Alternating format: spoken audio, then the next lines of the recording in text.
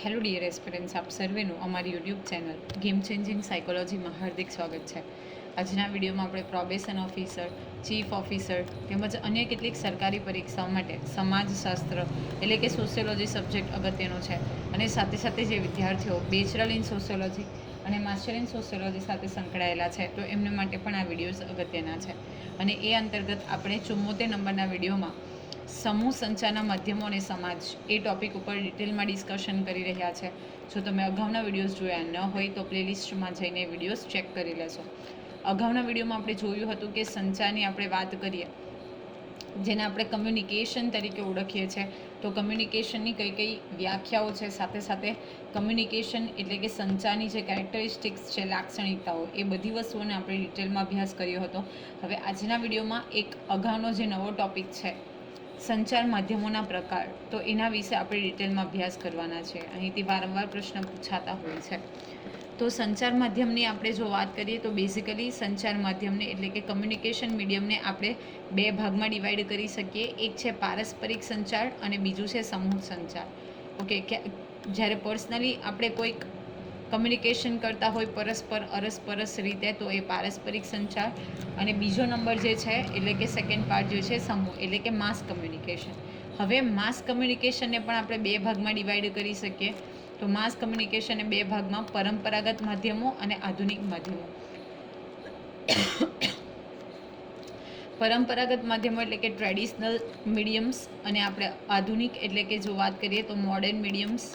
તો પરંપરાગત માધ્યમ જે વર્ષોથી જૂના માધ્યમની ગણતરીમાં આપણે લઈ શકીએ, જે છે લોક સાહિત્ય એટલે કે ફોક લિટરેચર, લોક સંગીત એટલે કે ફોક મ્યુઝિક, કઠપૂતળી ખેલ જેને આપણે પપેટ શો કહીએ છીએ, ભવાઈ અને લોકનાટ્ય.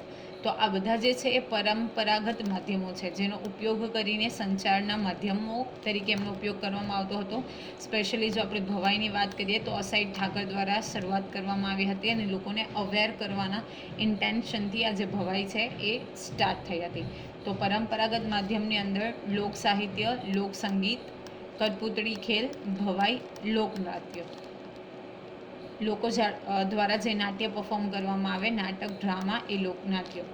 હવે આધુનિક મીડિયમની આપણે વાત કરીએ એટલે કે જે મોડર્ન મીડિયમ્સ ઓફ કમ્યુનિકેશનની વાત કરીએ તો એમાં મુદ્રિત માધ્યમો અને વિજાણુ માધ્યમો. મુદ્રિત એટલે કે જે આપણે પ્રિન્ટેડ ફોર્મમાં અવેલેબલ હોય છે એ, અને વિજાણુ માધ્યમ એટલે કે જે ઇલેક્ટ્રોનિક મીડિયમ્સ અવેલેબલ છે એ.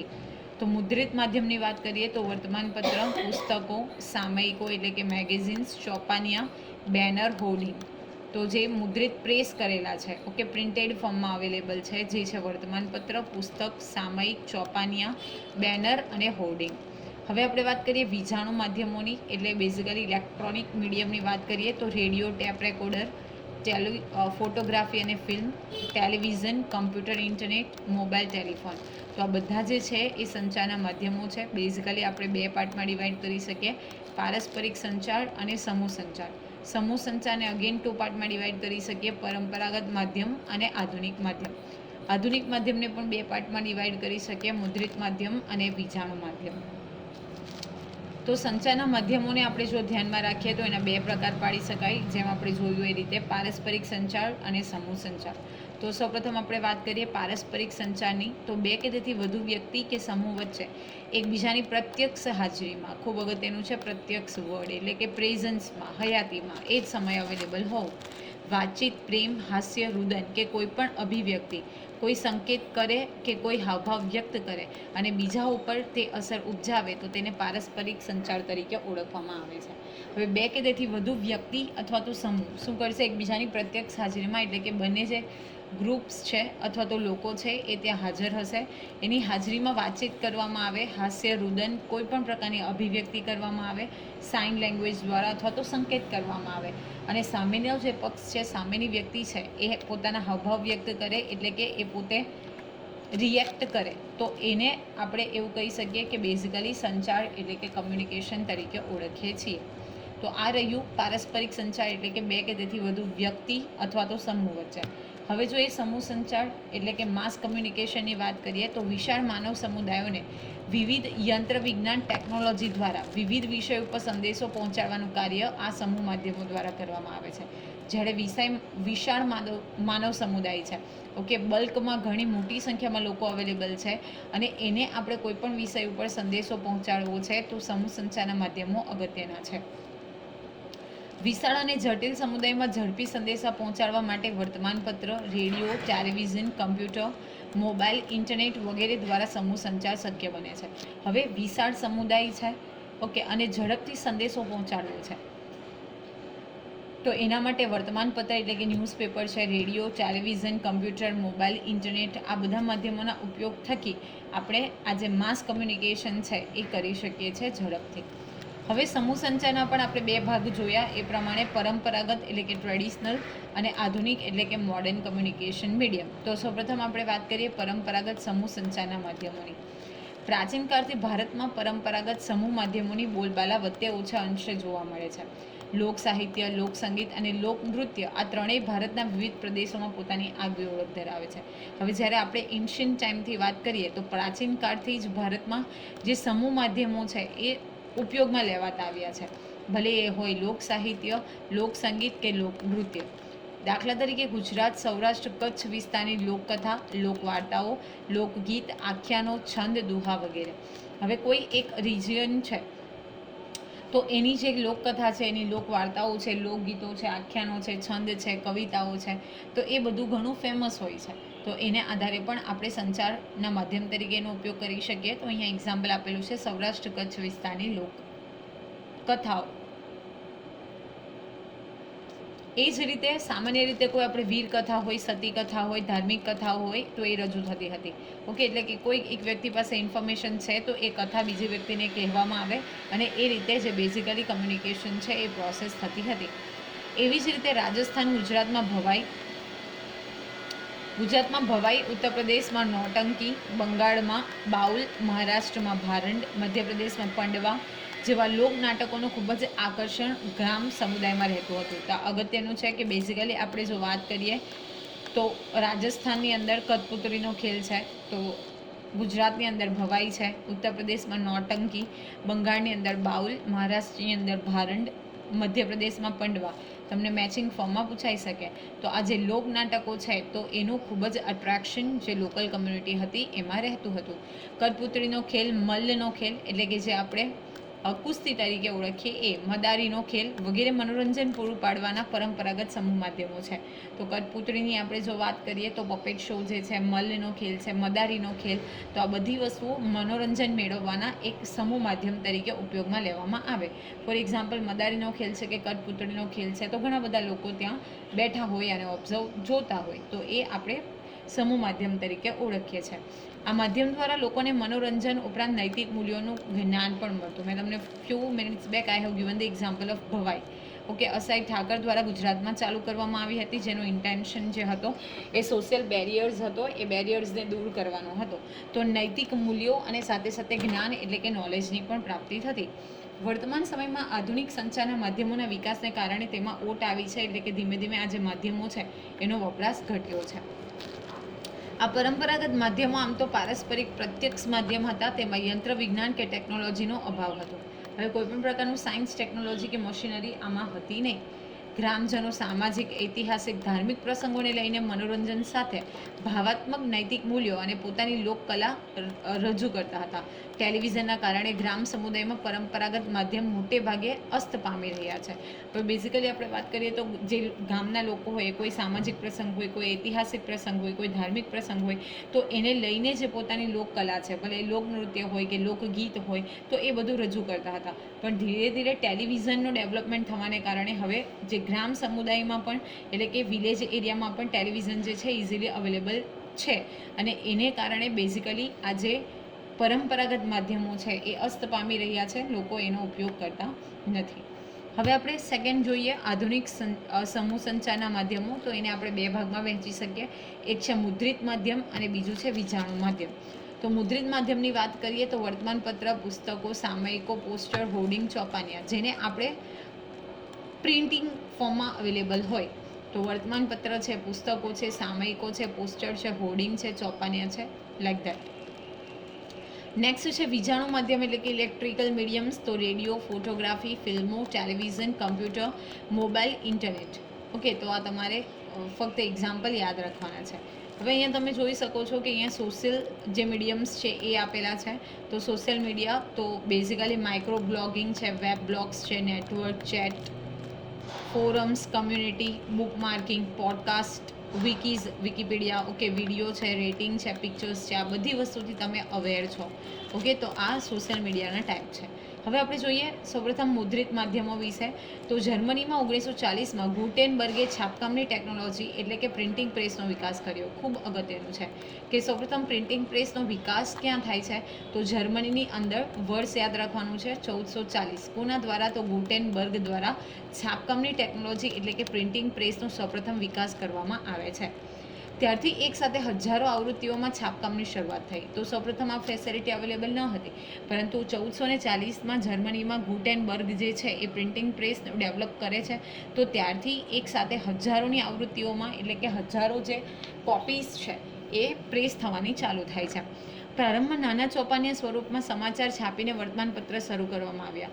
ધીમે ધીમે આ વર્તમાનપત્રો દૈનિક વર્તમાનપત્ર સ્વરૂપમાં રજૂ થયા. તેમજ તે સમયે હસ્તલિખિત પુસ્તકો પણ છપાવા લાગ્યા. તો સૌપ્રથમ જ્યારે પ્રિન્ટિંગ પ્રેસ સ્ટાર્ટ થાય છે ત્યારે નાના નાના ચોપાનિયા હતા, પરંતુ ધીરે ધીરે એમાં ડેવલપમેન્ટ થતું જાય છે. વર્તમાનપત્ર દૈનિક વર્તમાનપત્રમાં આવે છે. હસ્તલિખિત પુસ્તકો પણ છપાવવા માંડ્યા, એટલે કે હાથથી લખેલા પુસ્તકોનું પણ છાપકામ જે છે એ શરૂ થયું. એટલે આપણે એવું કહી શકીએ કે યંત્ર વિજ્ઞાન અને ટેકનોલોજીની સાથે આધુનિક યુગની શરૂઆત થઈ. જ્યારે 1440ની અંદર આપણે જર્મનીની વાત કરીએ છીએ, સ્પેશિયલી ગુટેનબર્ગની, તો ત્યાર પછીના એરામાં આપણે એવું કહી શકીએ કે યા તો એ જ એરામાં યંત્ર વિજ્ઞાન એટલે કે જે અલગ અલગ મશીનરીનો ઉપયોગ કરી અને સાથે સાથે ટેકનોલોજીનો ઉપયોગ કરીને એક આધુનિક યુગ એટલે કે મોડર્ન એરા જે છે એની શરૂઆત થાય છે. અગેન ઇમ્પોર્ટન્ટ છે, ભારતમાં વર્તમાનપત્રની શરૂઆત 18મી સદીના ઉત્તરાર્ધમાં એટલે કે 18મી સદી પૂરી થતાં જાન્યુઆરી 1780માં જેમ્સ અગસ્ત હાકીને અંગ્રેજી ભાષામાં બંગાળ ગેઝેટને સાપ્તાહિક સ્વરૂપે પ્રકાશિત કર્યું ત્યારથી થઈ હતી. ખૂબ ઇમ્પોર્ટન્ટ ક્વેશ્ચન છે કે ભારતમાં જો આપણે ન્યૂઝપેપર પ્રિન્ટિંગની વાત કરીએ તો સૌપ્રથમ 18મી સદીના ઉત્તરાર્ધમાં સ્પેશિયલી જાન્યુઆરી 1780માં જેમ્સ અગસ્ત હાકીએ કયું સાપ્તાહિક આ પણ ઘણી વખત પૂછાયેલું છે, તો બંગાળ ગેઝેટ. તમારે ન્યૂઝપેપરનું પણ નામ યાદ રાખવાનું છે કે બંગાળ ગેઝેટ નામનું જે ન્યૂઝપેપર છે એ સાપ્તાહિક સ્વરૂપે પ્રકાશિત થાય છે.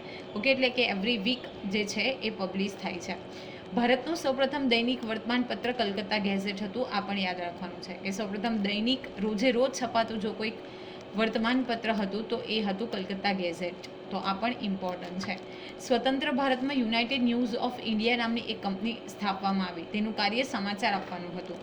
27 ઓગસ્ટ 1947માં પ્રેસ ટ્રસ્ટ ઓફ ઇન્ડિયા PTIની સ્થાપના કરવામાં આવી. તો આ પણ અગત્યનું છે કે જ્યારે ભારત સ્વતંત્ર બને છે ત્યારે યુનાઇટેડ ન્યૂઝ ઓફ ઇન્ડિયા નામની એક કંપની સ્થાપવામાં આવે છે અને એ શું કરે છે કે સમાચાર પ્રોવાઈડ કરવાનું કામ કરતી હતી. ત્યાર પછી 27 ઓગસ્ટ તમે જોઈ શકો છો, 15 ઓગસ્ટ 1947માં આપણે આઝાદ થયા અને પછી 12 દિવસ રહીને એટલે કે 27 ઓગસ્ટ 1947ની વાત કરીએ તો press trust of India that is PTI એની સ્થાપના કરવામાં આવી. આ સમાચાર પત્રો આંતરરાષ્ટ્રીય, રાષ્ટ્રીય, પ્રાદેશિક, સ્થાનિક એમ 4 કક્ષાએ રજૂ થયા.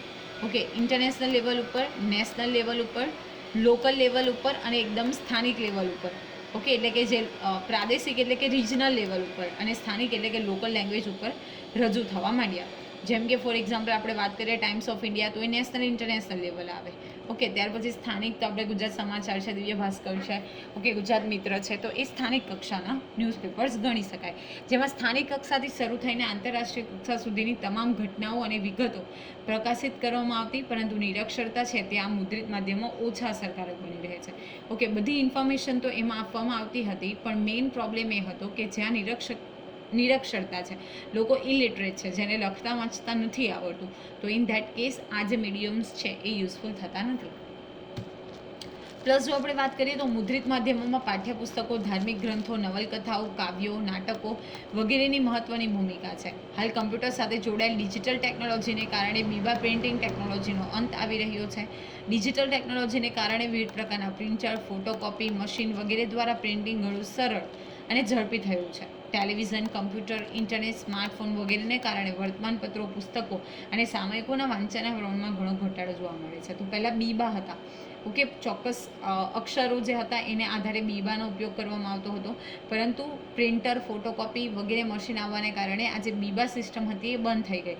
પ્લસ ઘણા બધા જે મોબાઈલ ફોન, ઇન્ટરનેટ, ટેલિવિઝન, કમ્પ્યુટરને કારણે જે હાર્ડ કોપીઝ છે બુક્સની, તો એનું રીડિંગ જે છે, ન્યૂઝપેપર્સ છે, એનું રીડિંગમાં પણ ઘટાડો જોવા મળીએ છે. તો આ આપણે વાત કરી પરંપરાગત માધ્યમની. હવે આપણે વાત કરીએ વીજાણુ માધ્યમ વિશે.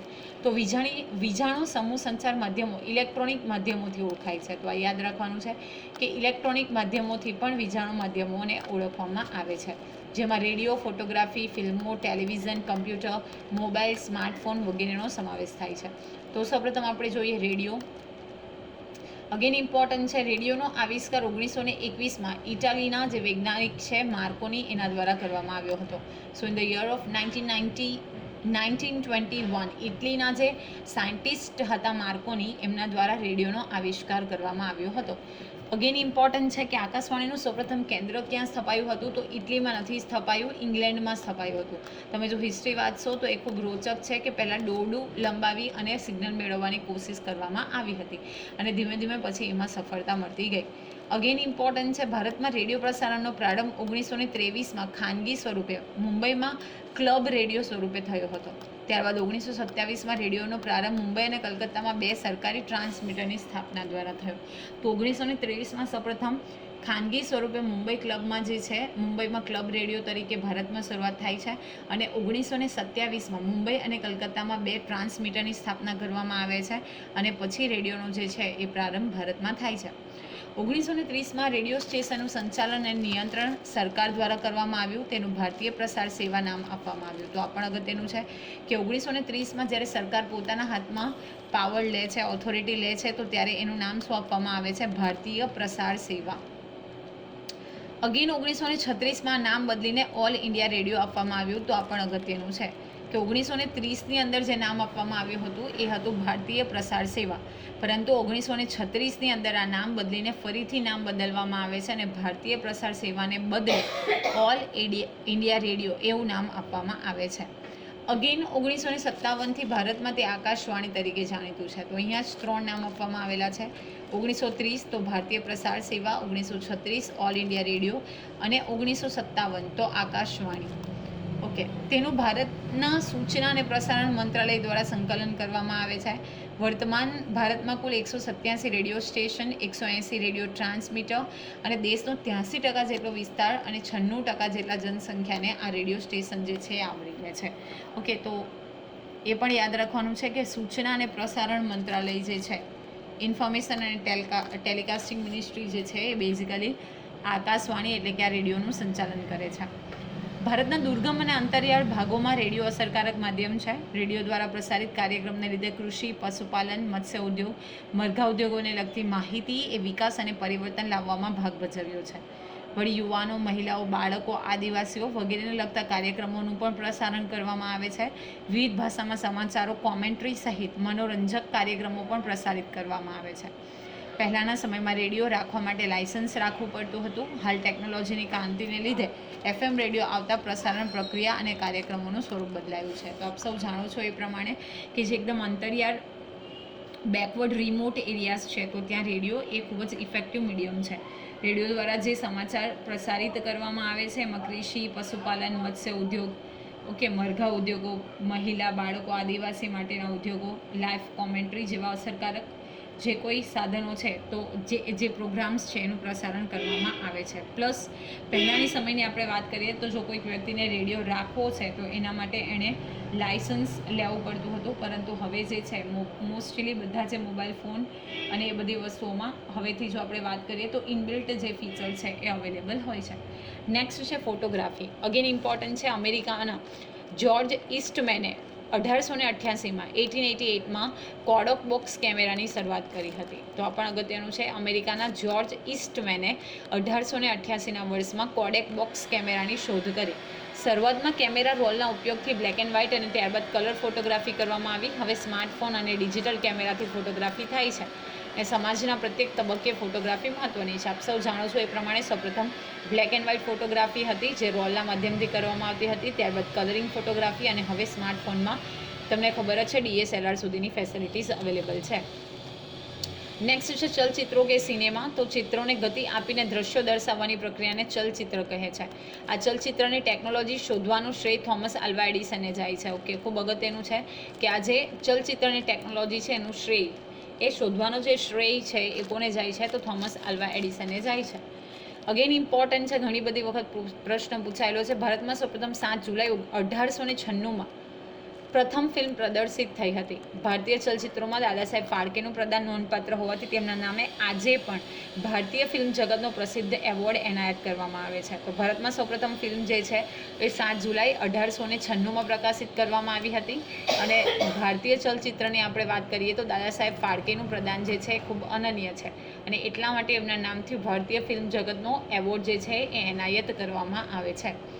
ભારતીય ફિલ્મ ડિવિઝનની સ્થાપના 1948માં મુંબઈમાં થઈ. 1952માં ફિલ્મ સેન્સર બોર્ડનું ગઠન કરવામાં આવ્યું. તો આ પણ અગત્યનું છે કે ભારતીય ફિલ્મ ડિવિઝનની સ્થાપના 1948માં મુંબઈમાં કરવામાં આવી, અને 1952ના વર્ષમાં ફિલ્મ સેન્સર બોર્ડનું ગઠન કરવામાં આવ્યું. ભારતની કોઈ ફિલ્મને સાર્વજનિક કરતાં પહેલાં આ સેન્સર બોર્ડનું પ્રમાણપત્ર આપવામાં આવે છે. સમાજ જીવનના વિવિધ પાસાનું નિરૂપણ ફિલ્મોમાં કરવામાં આવે છે. આથી આજે પણ ભારતીય ફિલ્મ જગત સમાજમાં આકર્ષણનું કેન્દ્ર વધી રહ્યું છે. હાલ સિનેમાના નવા સ્વરૂપે મલ્ટીપ્લેક્સ સિનેમા ગૃહોનો ઉદય થયો છે, પરંતુ television, computer, internet, compact disc that is CD, digital versatile disc that is DVD અને પેનડ્રાઈવનું પ્રચલન વધતા સિનેમા ગૃહમાં ફિલ્મ જોવાનું પ્રમાણ ઘટી રહ્યું છે. તો આપ સૌ જાણો છો એ પ્રમાણે કે ઇન્ટરનેટનો યુઝ થતાં CD, DVD, પેનડ્રાઈવનો ઉપયોગ કરતાં આજે લોકો મલ્ટીપ્લેક્સમાં જવાનું જે પ્રમાણ છે એ ધીરે ધીરે ઓછું થતું ગયું છે. નેક્સ્ટ છે ટેલિવિઝન. તો ટેલિવિઝન એ આધુનિક યુગનો અદ્ભુત અને અકલ્પનીય આવિષ્કાર છે. આ દ્રશ્ય શ્રાવ્ય માધ્યમનો આવિષ્કાર 1926માં ઇંગ્લેન્ડના વૈજ્ઞાનિક જ્હોન એલ બાયોડે કર્યો હતો. તો આ પણ અગત્યનું છે. જ્હોન લોગી બાયર્ડ પણ આપણે કહીએ છીએ. જ્હોન એલ બાયર્ડ જે છે 1926ના વર્ષમાં ઇંગ્લેન્ડમાં ટેલિવિઝનનો આવિષ્કાર કરે છે. અગેન ઇમ્પોર્ટન્ટ છે, ભારતમાં દૂરદર્શનનો આરંભ 15મી સપ્ટેમ્બર 1959માં દિલ્હીમાં પ્રાયોગિક ધોરણે થયો હતો. ઓકે, એક્સપેરિમેન્ટ પર્પઝથી 15th સપ્ટેમ્બર 1959ની અંદર ભારતમાં સૌપ્રથમ વખત દૂરદર્શનનો પ્રારંભ થાય છે.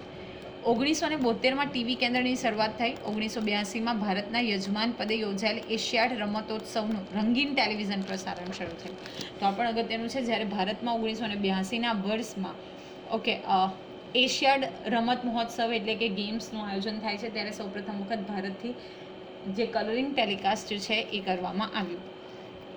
1985 પછી ખાનગી ચેનલોનો પ્રવેશ થતાં મનોરંજન કાર્યક્રમોની અસર સમગ્ર ભારતમાં છવાઈ. હાલમાં 800થી વધુ ચેનલો દ્વારા કાર્યક્રમો પ્રસારિત કરવામાં આવે છે, અને ટેલિવિઝન દરેક પરિવારનું અભિન્ન અંગ બની ગયું છે. તો ધીરે ધીરે ગ્રામ વિકાસ, કૃષિ વિકાસ, શિક્ષણ, જનજાગૃતિ માટે માહિતી આપી અને રાષ્ટ્ર વિકાસ લક્ષીના જે કોઈ પ્રોગ્રામ્સ છે એ ટીવી ઉપર અવેલેબલ છે. નેક્સ્ટ છે કમ્પ્યુટર. તો આજનો યુગ કમ્પ્યુટર યુગ છે. જ્હોન મોચેલ અને JP એકર્ડ દ્વારા 1946માં ડિજિટલ કમ્પ્યુટર શોધવામાં આવ્યું હતું. તો આ પણ અગત્યનું છે. જ્હોન મોચેલ અને JP એકર્ડ દ્વારા 1946ના વર્ષમાં ડિજિટલ કમ્પ્યુટર શોધવામાં આવ્યું.